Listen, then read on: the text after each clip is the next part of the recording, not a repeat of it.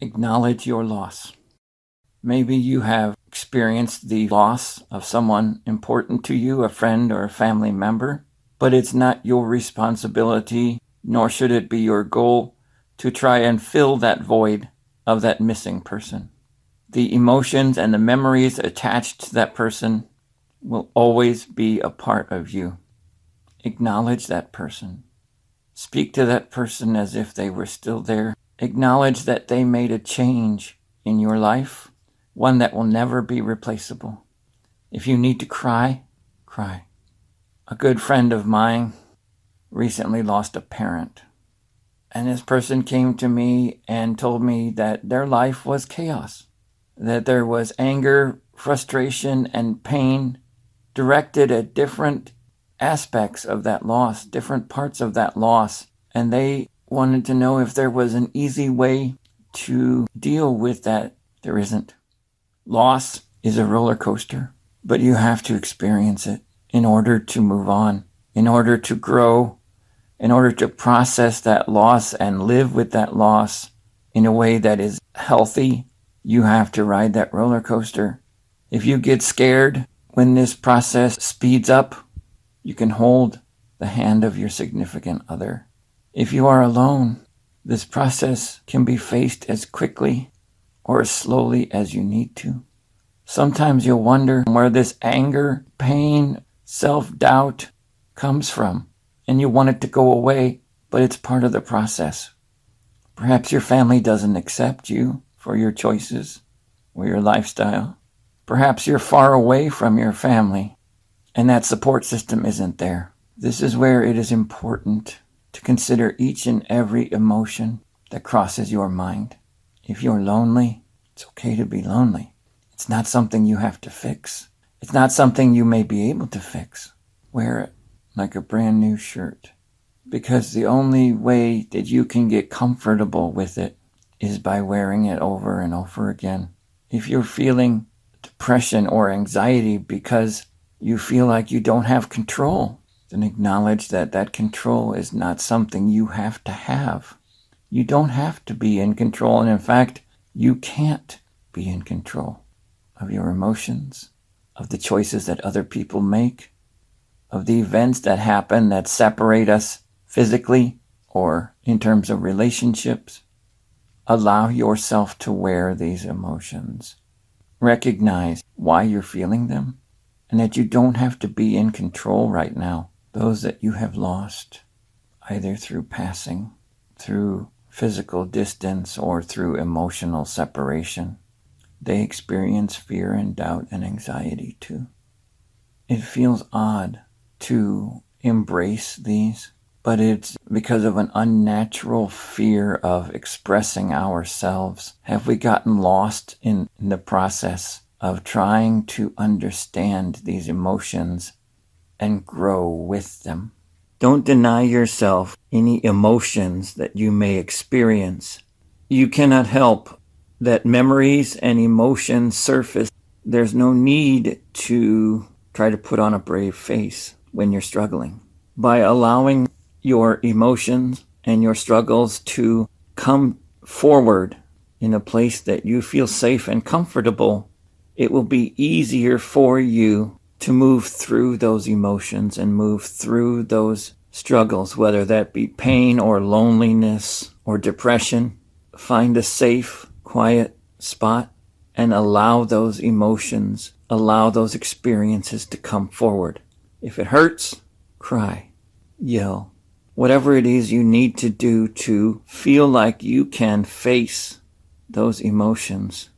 If that person's not there for whatever reason, consider what you would say to that person.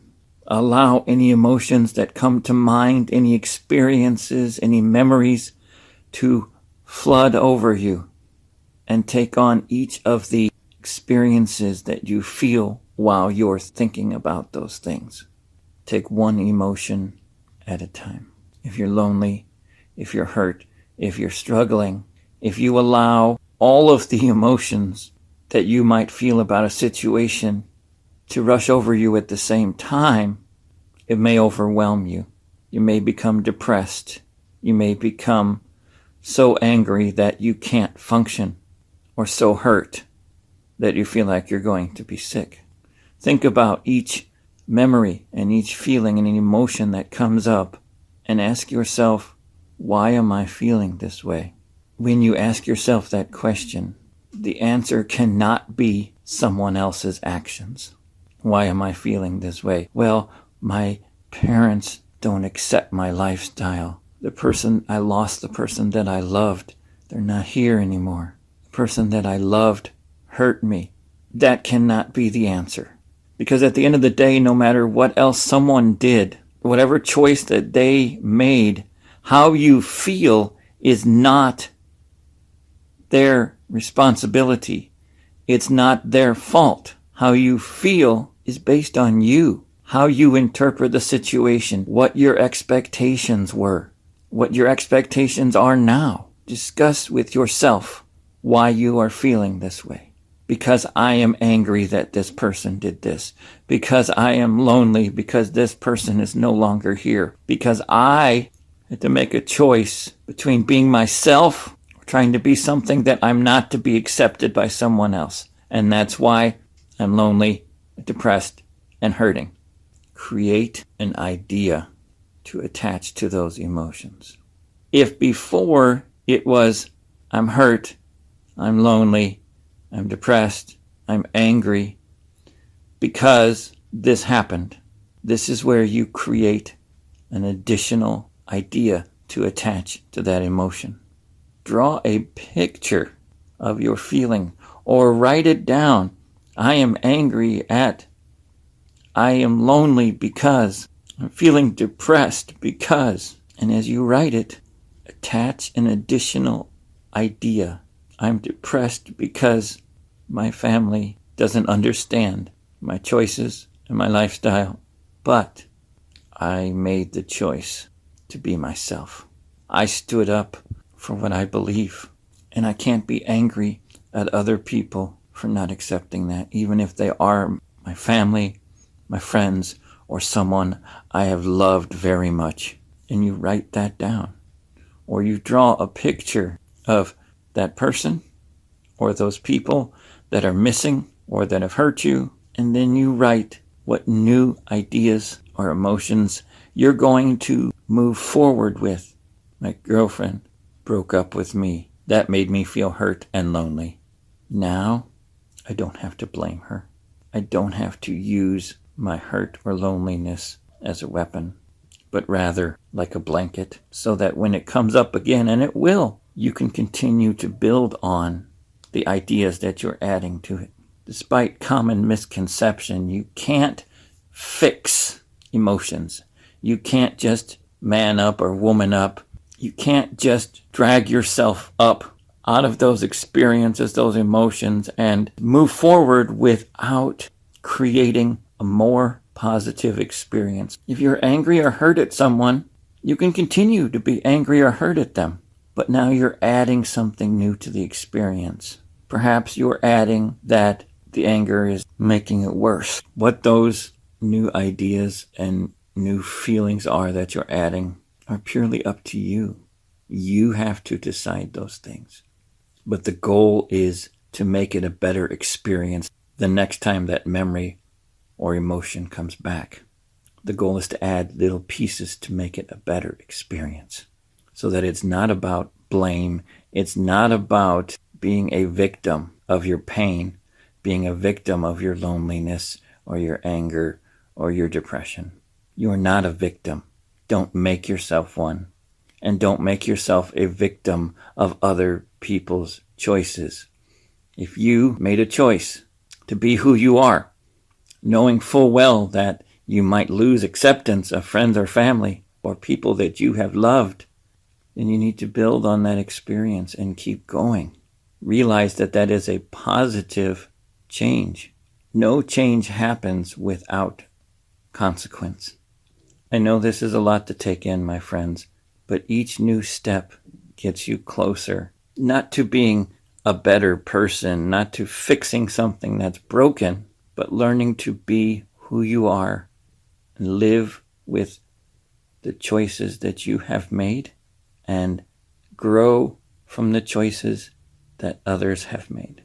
All of our video series have slowly been leading up to this point. You're learning to be more confident with yourself with things like the me tree, the various ideas that we have explored about not being ashamed of admitting that you're human and that it's okay to process these emotions. It's okay to cry. It's okay to scream. It's okay to go outside, and if you need to, punch a tree or walk with that emotion every day of your life. The memories and the choices, whether they're your own or someone else's, it's all part of your life, and it doesn't go away. You can't wish it away. Your responsibility is to grow with it, to realize that these emotions and these memories are something like a blanket that you can wrap yourself in. This is an ongoing process, my friends. Growth doesn't end. Growth doesn't stop. Even Maslow, when he talked about the hierarchy of needs, said that it was a lifelong process, that reaching the top of that pyramid doesn't happen in a few years. In fact, some people never reach the top of that pyramid because they stop growing. They stop living. They stop wrapping themselves in their own memories and their emotions. They stop moving forward, and they don't reach the top of that pyramid. But I believe you can get there one step at a time. If your fear or your pain or your anxiety is seeming to overwhelm you, tell someone. If you feel there's no one else that you can tell one of us here at Wolf, or share your experiences in our group discussions, and find someone else who understands your specific challenges. It's important to understand that you have a support system in Wolf. If you feel that no one else can be trusted to share your struggles with, you have us.